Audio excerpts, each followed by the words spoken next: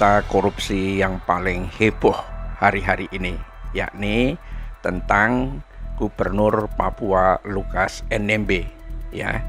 Dan ini menyita perhatian kita karena yang biasanya berbicara tentang hal itu hanya KPK saja. Tetapi yang ini dilakukan adalah Mahfud MD maju di garda depan untuk memberikan pernyataan berkenaan dengan kasus korupsinya Gubernur Papua ini. Ya, luar biasa. Ya, lepas dari berapa banyaknya uang yang dikorupsi dan lain sebagainya yang sudah barang tentu harus dipertanggungjawabkan, tetapi ternyata ada yang jauh lebih menarik dari itu, pemirsa.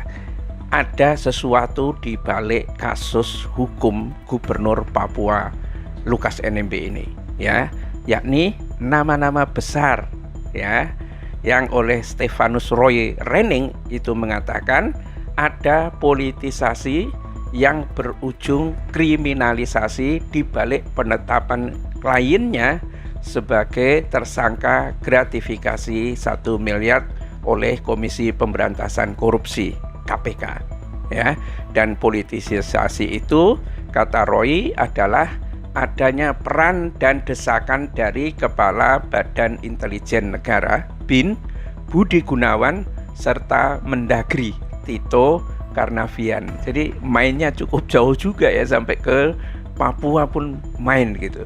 Di mana Budi Gunawan dan Tito Karnavian menurut Roy pernah meminta Lukas NMB agar menerima Paulus Waterpauw menjadi wakil gubernurnya. Ini permainannya seperti itu, ya.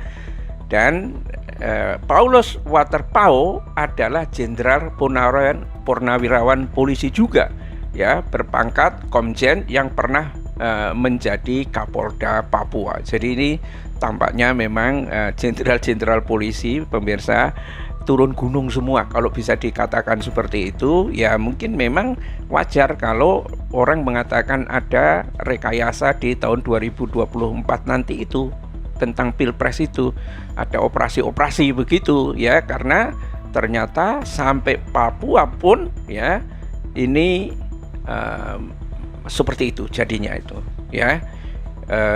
Memang kasus dari Lukas NMB ini agak norak juga, ya kan, di tengah situasi masyarakat di mana kemiskinan begitu masif lah bisa dikatakan itu di Papua, ya. Gubernurnya ini main judi gitu, ya, sampai ke Singapura dan transaksi pergerakan uang itu dalam jumlah yang luar biasa banyaknya, miliaran. Ya, saya kira yang seperti ini banyak juga yang lain, bahkan jauh-jauh lebih besar lagi gitu kan. Tetapi yang menjadi saya sendiri heran, pemirsa, kenapa Mahfud MD harus menyatakan seperti itu. Dan saat pengumuman pertama itu kan awalnya cuma 1 miliar, ya. Setelah itu memang kemudian diendos, dapat lagi dan seterusnya. Tetapi dibalik itu semua ternyata ini jenderal-jenderal polisi itu turun gunung semua, ya. Kelihatannya memang ada rencana yang cukup besar itu. Dan ini dikatakan oleh Roy Rening, ya, dikatakan saya tidak main-main, ya, saya serius. Kalau saya katakan politisasi, inilah yang disebut dengan politisasi. Dan foto itu yang ditunjukkan oleh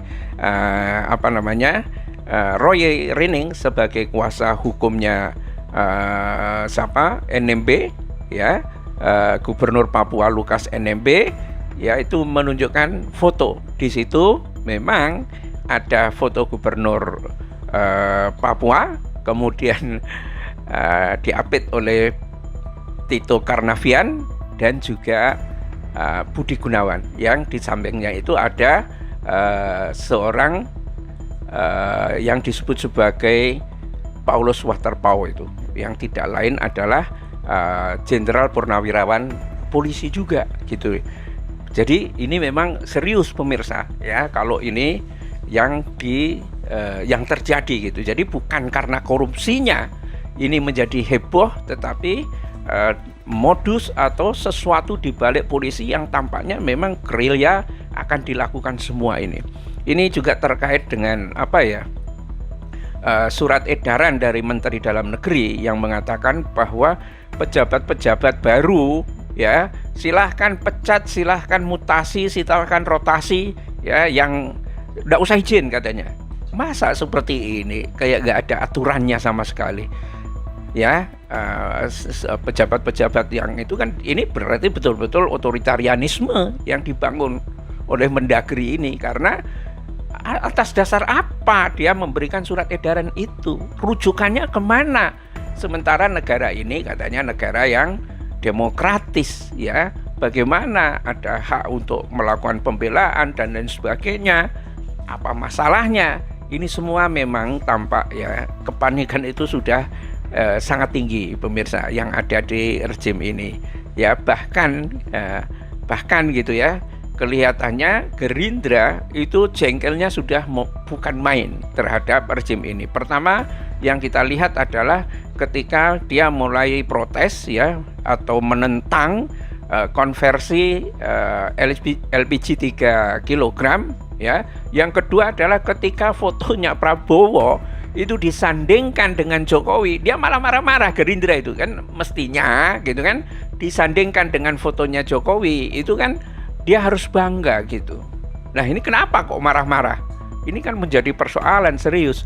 Tetapi tampak bahwa memang kalau Jokowi ini sampai kehilangan legitimasi ya, mungkin Gerindra juga daripada kita mendukung rezim seperti ini dan kita malah drop suaranya, bisa tidak lolos electoral threshold gitu ya, apa yang akan terjadi? Dan karena itu mungkin ini mulai banting setir ya. Pertaruhan Prabowo menjadi capres itu nggak penting lagi, tapi yang penting adalah bagaimana menyelamatkan Gerindra. Inilah yang tampaknya membuat pusing orang-orang yang ada di belakang Jokowi itu, dan mulai bekerja untuk menyiapkan jalan untuk calon boneka baru ya, bukan dari India ya, calon boneka baru yang akan didudukkan sebagai pemerintahan yang baru di 2024 itu ya. Kita tidak tahu siapa itu, tetapi mirip-mirip lah kira-kira dengan Jokowi itu. Nah, kasus yang ada di Papua ini latar belakangnya menurut dari Roy Rening itu adalah karena pada tahun 2017 yang lalu itu Budi Gunawan, Jenderal Bintang 4 itu meminta Pak Lukas NMB dalam periode kedua agar berpasangan dengan Paulus Waterpauw. Ya ini saya kutip aja berita ini pemirsa ya.